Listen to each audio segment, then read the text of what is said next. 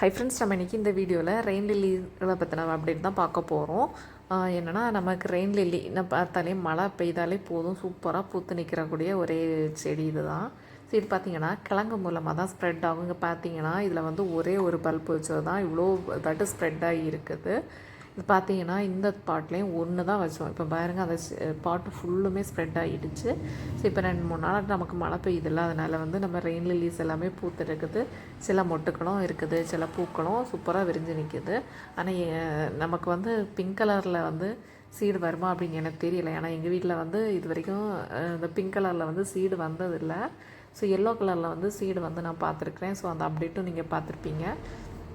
பார்க்கவே அழகாக இருக்குது பாருங்கள். நீங்கள் வந்து வீட்டுக்கு ஃப்ரெண்டில் வந்து சூப்பராக வரிசையாக நட்டு வச்சாலே போதும். ஒரு கிழங்கு வச்சாலே போதும், அது ஃபுல்லுமே ஸ்ப்ரெட் ஆகி நிறைய கிழங்கு வந்துடும். ஒரு வாட்டி நம்ம நட்டுறதை விட அடுத்த சீசனுக்கு பார்த்திங்கன்னா உங்களுக்கு வந்து நிறைய ஃப்ளவர் வர்ற மாதிரி சூப்பராக அந்த செடி பரவி வந்துடும். பார்க்கவே அழகாக இருக்கும், பார்க்குறதுக்கும் சூப்பராக இருக்கும். ஒரு பூ வந்துச்சுன்னா ஒரு 3 டேஸ்க்கு கிட்ட அது வந்து விரிஞ்சு இருக்கும். அப்படின்னா பகலில் வந்து விரிஞ்சிருக்கும், ஈவினிங் வந்து சுருங்கிடும், திரும்பவும் மறுநாள் அந்த மாதிரி தான் இருக்கும். பார்க்கவே அழகாக இருக்குது பாருங்கள். இதில் வந்து ஒரு பூவுமே விரியலை, ஆனால் பார்த்திங்கன்னா நிறைய மொட்டுக்கள் இருக்குது. ஸோ யாருக்கெல்லாம் ரெயின் லில்லி பிடிக்கும் அப்படின்னு சொல்லிட்டு கமெண்ட் பண்ணுங்கள்.